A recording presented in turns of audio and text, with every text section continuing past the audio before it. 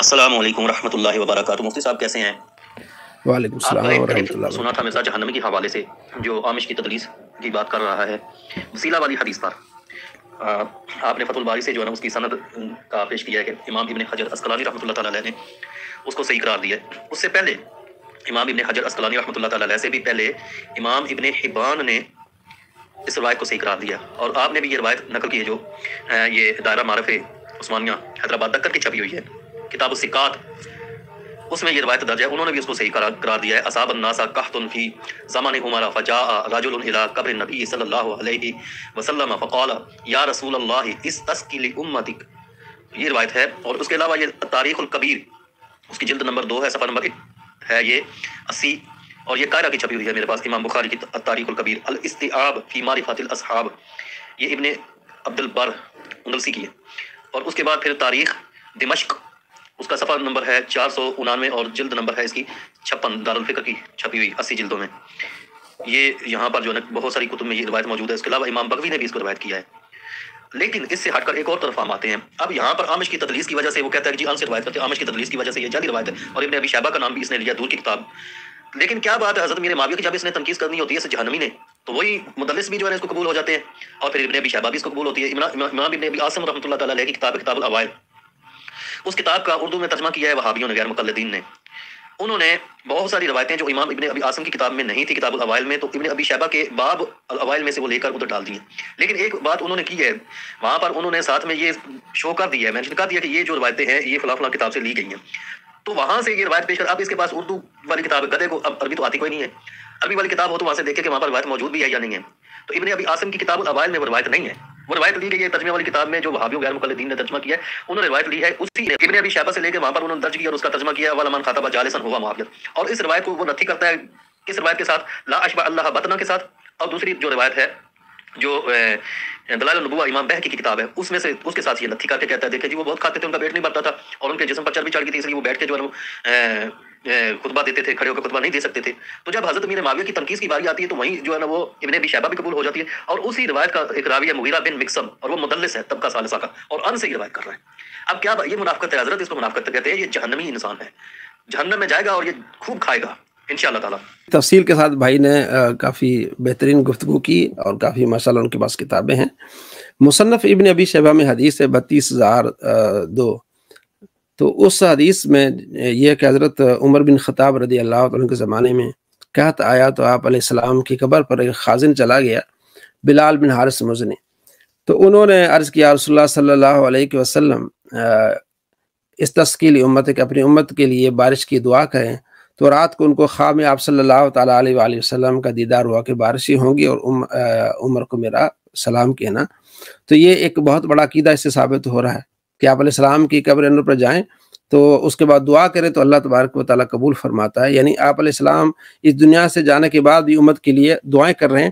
تو یہ اہل سنت چونکہ ماشاءاللہ خوش اخلاق اور خوش عقیدہ ہیں، تو ان کے لیے بہت بڑی دلیل ہے، اور اس کو ابن کثیر نے بھی صحیح کہا اس روایت کو، اور ابن حجر اسقلانی نے بھی صحیح کہا۔ تو مرزا اینڈ پارٹی اور وہابیوں کو تو بڑی تکلیف ہوتی ہے اس حدیث سے، تو اس کو کہتے ہیں کہ یہ حدیث ضعیف ہے، تو اس کا یہ بھائی نے پوری تفصیل کے ساتھ جواب دیا کہ حدیث ضعیف کوئی نہیں، اور اس میں کہتے ہیں کہ یہ اعمش مدلس ہے، اور مدلس کے جو قوانین ہیں ان میں سے ابن حجر اور امام ذہبی رحمۃ اللہ علیہ فرماتے ہیں کہ اعمش جب ابو صالح سے روایت کرے تو اس میں وہ یعنی وہ صحیح روایت ہوتی ہے۔ اعمش جب کس سے روایت کرے؟ ابو صالح سے، تو اس حدیث میں اعمش ابو صالح سے روایت کر رہا ہے، تو کسی لحاظ سے بھی حدیث ضعیف نہیں ٹھہرتی، چونکہ ان کو ہضم نہیں ہو رہی، اور اس وجہ سے پھر یہ بدتمیزی پر اتر آتے ہیں۔ دور کی کتاب کہتا ہے وہ مصنف ابن ابی شیبہ، دور کی کتاب میں یہ موجود ہے، کون سی دور کی کتاب ہے؟ اور اپنی باری آتی ہے کہتا ہے کہ بنیادی کتابیں، میں آپ کو بنیادی کتابوں سے یہ چیزیں مسئلہ دکھاتا ہوں، اس میں میری کافی ساری ویڈیوز ہیں، بنیادی کون سی؟ اس میں یہ مصنف ابن ابی شیبہ بھی کہلاتا ہے۔ تو یہ 2 نمبر لوگ ہوتے ہیں، ٹھیک ہے۔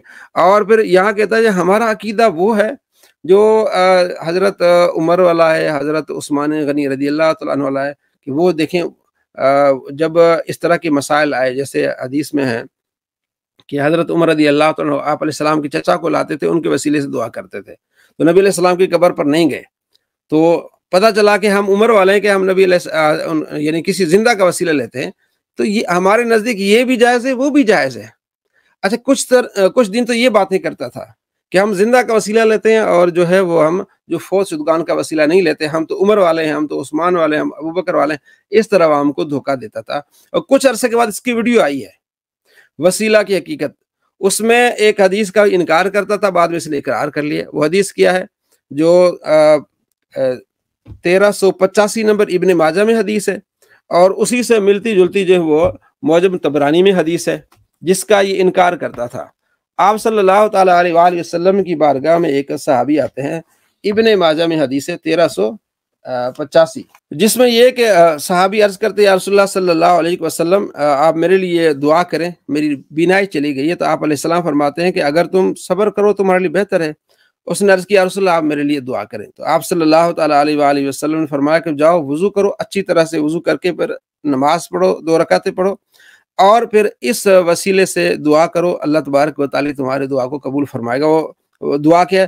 اللہم انی اسالک، کہ اللہ میں سوال کرتا ہوں تیرے سے، واتوجہ الیک، تیری طرف متوجہ ہوتا ہوں، بے محمد نبی صلی اللہ تعالیٰ علیہ وآلہ وسلم کے وسیلے سے تیری طرف متوجہ ہوتا ہوں۔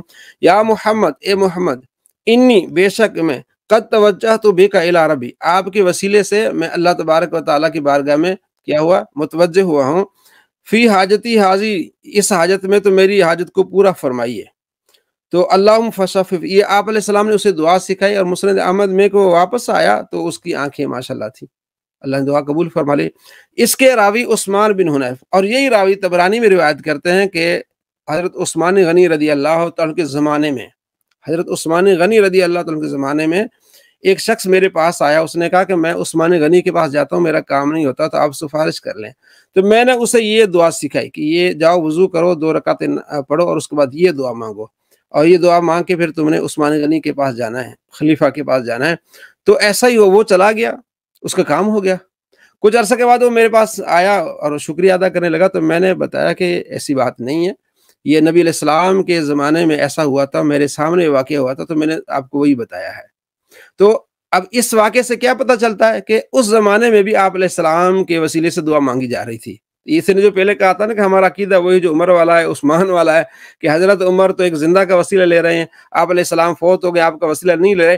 اب یہ صحابی دوسرے صحابی کو، ساتھی کو سکھا رہے ہیں کہ یہ نبی علیہ السلام کا وسیلہ لے کے دعا مانگو، اس کی دعا قبول ہوتی ہے۔ امام طبرانی کہتا ہے کہ ھذا حدیث صحیح، یہ حدیث صحیح ہے۔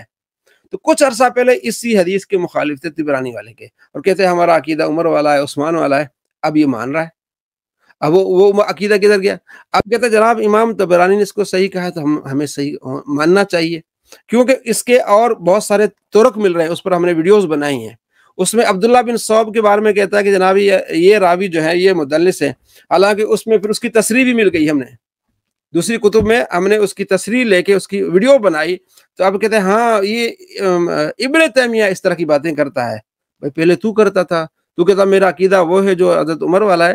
تو اس طرح 2 نمبر لوگ پکڑے جاتے ہیں، اور جس طرح لوگوں کو گمراہ کیا ہے 4 سال کے ہمارا عقیدہ عمر والا ہے، اور یہ سارے جو ہے ان کا عقیدہ خراب ہے کہ یہ جو ہے وہ فوت شدگان کا وسیلہ لیتے، نبی علیہ السلام فوت ہو گئے ان کا وسیلہ لیتے۔ جب ہم نے یہ ساری باتیں بتائیں تو آپ کو رجوع کرنا چاہیے، توبہ کرنی چاہیے، تاکہ ان لوگوں کا عقیدہ بنے جو بچے جن کو تم نے کہا تھا گمراہ ہیں۔